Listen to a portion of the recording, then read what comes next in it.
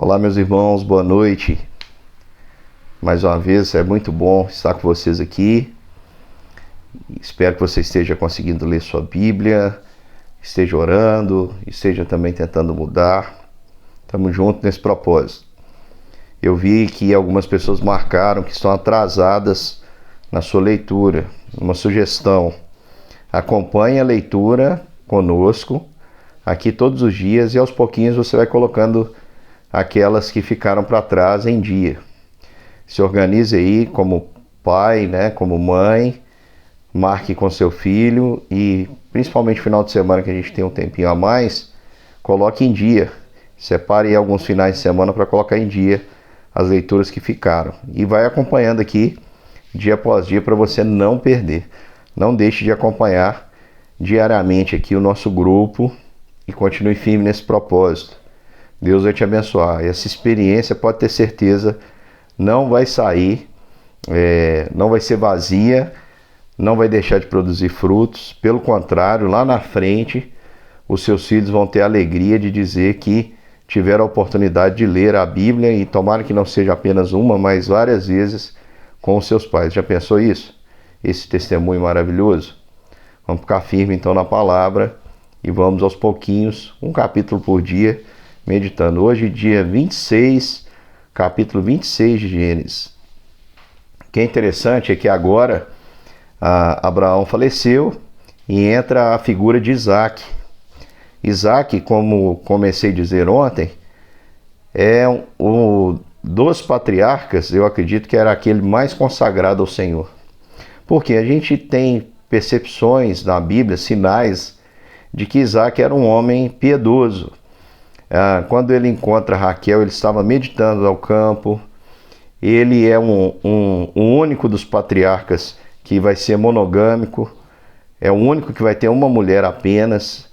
Nós lemos ontem, meditamos, vimos Isaac orando por Rebeca por 20 anos. E assim ela concebeu e deu à luz a gêmeos. E depois, nesse capítulo que nós lemos hoje, nós vamos ver que Isaac era um homem pacífico. Ele estava vivendo na terra que Deus havia prometido, houve fome, e o Senhor aparece a Isaac, A gente não sabe como ele apareceu, se foi por visão e sonho, mas ele aparece e diz para Isaac não ir para o Egito. E por que Isaac não deveria ir para o Egito? Porque não era o tempo ainda. Deus havia prometido aquelas terras e num período de grande fome, o Egito já era uma grande cidade, Deus ordenou que Isaac ficasse ali, que ele seria com Isaac e iria abençoá-lo. No entanto, Isaac comete o mesmo erro que Abraão cometeu, de não confiar totalmente no Senhor, porque, pensa comigo, se o Senhor tinha uma promessa para Isaac e Rebeca fazia parte, nada iria acontecer, nem com Isaac, nem com Rebeca. Mas Isaac temeu porque Rebeca era linda, era uma mulher bonita, e ele temeu que os homens daquela terra o matassem por causa de Rebeca. Então, ele comete os mesmos erros do seu pai Abraão, de mentir, visando preservar sua vida. Queridos, a gente aprende aqui uma lição de que defeitos a gente também herda. As falhas dos nossos pais servem para nos afiar.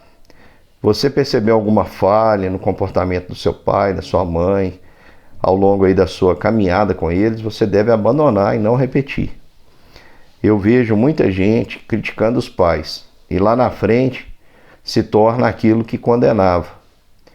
Critica e depois acaba imitando seus pais. E a gente não deve fazer isso.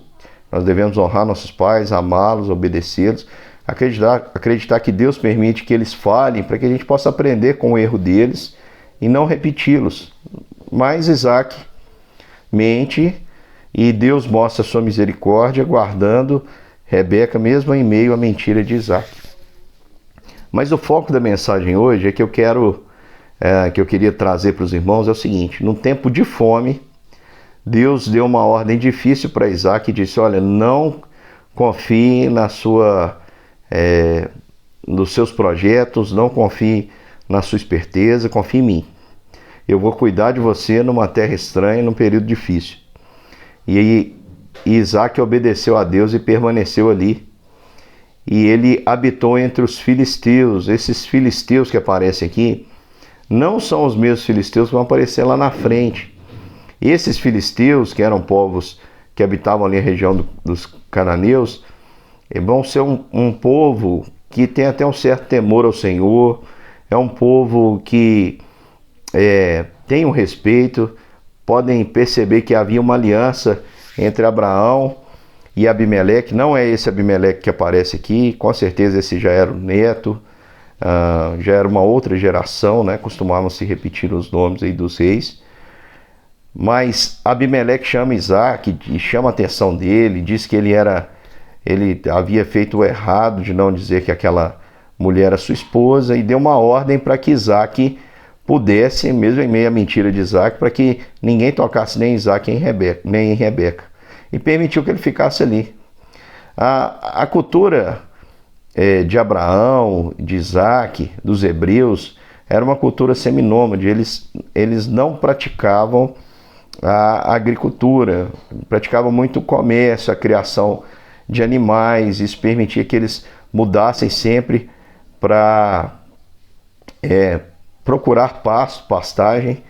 Mas aqui, na época de fome, Isaac recorreu a isso. E ele usou os poços que os pais dele haviam furado. No caso, Abraão, seu pai, havia furado. E ele recorre a esses poços. E nesses poços ele prospera. Em meio à dificuldade, em meio à fome, Deus faz com que Isaac prospere. Deus cuida de Isaac no meio da adversidade. Deus cuida daqueles que ele escolhe e chama com propósito no meio das dificuldades. Essa que é a palavra que eu quero hoje, meu irmão, que fique gravada em seu coração. A gente está vivendo um tempo muito difícil no nosso país e no mundo, mas você tem pode ter uma certeza preciosíssima. Deus está cuidando de você. Quem determina as coisas é o próprio Deus. E Deus, se Ele é por nós, quem vai ser contra nós, meu irmão? É claro que enquanto nós recebermos o cuidado de Deus, pode ter certeza que nós vamos despertar a fúria do mundo. Inclusive, eu tenho dito na igreja que a gente precisa pedir duas coisas. Nós precisamos pedir que o amor de Deus esteja sobre nós e que o ódio do mundo esteja contra nós. Se o mundo nos amar, tem uma coisa estranha. O amor de Deus com certeza vai provocar o ódio do mundo. E foi o que aconteceu. Isaac teve uma colheita de 100 por 1. Você imagina um pé de café produzindo por 100? Ele teve uma colheita tão abundante que ele atraiu para si a inveja daqueles homens. E o que aqueles homens fizeram? Foram lá entulhar os poços que Abraão havia perfurado. Abraão talvez reunisse um exército, lutasse contra aqueles homens. Não foi o caso de Isaac. Isaac preferiu confiar no Senhor. Alguns interpretam que foi covardia. Eu acredito, irmãos, que foi uma atitude de coragem, em confiança também na providência de Deus. Isaac sai dali, vai para outro lugar, fura outro poço, e por 3 vezes assim ele faz. E Deus o abençoa. Por anos, eu acredito que por alguns anos ele teve uma colheita abençoada, de modo que ele se tornou poderoso e adquiriu gado, escravos, bois, ovelhas, animais. As riquezas daquele povo estavam sendo passadas para Isaac, ao ponto de que Isaac tem que sair daquela terra.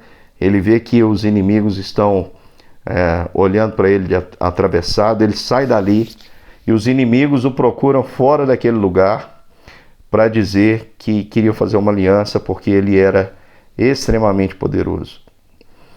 E é interessante que os homens entulhavam poços, e quanto mais entulhavam, mais água, mais poços eram perfurados e mais água aparecia. Enquanto eles estavam ali reunidos, já chegaram os servos de Isaac disseram assim: olha, achamos água.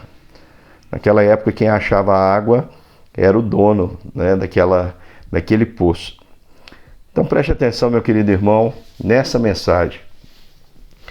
Nós estamos vivendo um tempo muito difícil, um tempo de muita sequidão espiritual, moral, um tempo em que o mundo de fato está podre. E você é chamado para ser sal da terra e ser luz do mundo. Se você obedecer ao Senhor, pode ter certeza que o Senhor andará contigo. Aquilo que Deus disse para Isaac, quando apareceu para ele, disse: não temas, Isaac, eu sou o Deus de Abraão, teu pai. Deus vai dizer para nós também: não temas, o Wellington, porque eu sou Deus de Abraão, teu pai. Aí você pode dizer assim: mas o filho de Abraão não era Isaac? Não, eu sou filho de Abraão, você também, porque os filhos de Abraão não são aqueles que são segundo a carne, mas são aqueles que andam por fé, como Abraão também andou, como Isaac também acreditou e andou. E se você também acreditar no Senhor, acreditar que Ele reina, acreditar que Ele é poderoso sobre todas as coisas, sobre todas as circunstâncias, e que Ele tem um propósito para ser cumprido, e que nada vai impedir que Ele cumpra esse propósito, e que Ele vai conduzir as coisas de acordo com o seu conselho soberano, bom, agradável, que nos frustra muitas vezes, que nos faz esperar muitas vezes, que desperta em nós muitas vezes a ansiedade, para provar para nós mesmos como nós somos pequenos, como nós somos falhos, como nós somos incapazes de confiar plenamente. Mas eu digo para você, meu querido irmão, se você confiar no Senhor, se você crer no Senhor, pode ter certeza, o mundo pode estar passando fome e você vai estar produzindo a 30, 60 e a 100 por um. Deus vai te fazer prosperar, florescer onde você estiver. E quando eu digo isso, eu não estou me referindo à prosperidade financeira. Eu sei que, materialmente falando, Deus vai suprir todas as suas necessidades. Agora, eu digo da verdadeira riqueza, da paz que o mundo, por mais dinheiro que tenha, não pode encontrar, da alegria que o mundo não pode experimentar, do gozo que nós sentimos em conhecer o Senhor, da bênção, da certeza da salvação, que faz com que nós não temamos o homem. Não teme quem está no poder, ou quem tem o título, ou quem está sentado em cadeira X ou Y. Tema ao Senhor, que é Senhor daquilo que é material do corpo, é Senhor também da alma. É aquele que pode não só destruir o corpo, mas lançar a alma do homem também no inferno. Acredite no Senhor, confie no Senhor e obedeça-o, porque Ele tem uma bênção especial para aqueles que andam com Ele. Não só bênçãos materiais, mas a Bíblia nos diz que a intimidade do Senhor é para os que o temem. E eu espero que você conheça o Senhor, não apenas como Deus Criador nessa sua caminhada. Saber que existe um Deus, até o demônio sabe e treme. Agora, o meu desejo maior é que você conheça o Senhor Deus em um relacionamento profundo, que você o conheça como Pai, que você o conheça como amigo, assim como Abraão o conheceu. Deus abençoe sua vida ricamente. Um beijo para você e para sua família. Deus nos abençoe.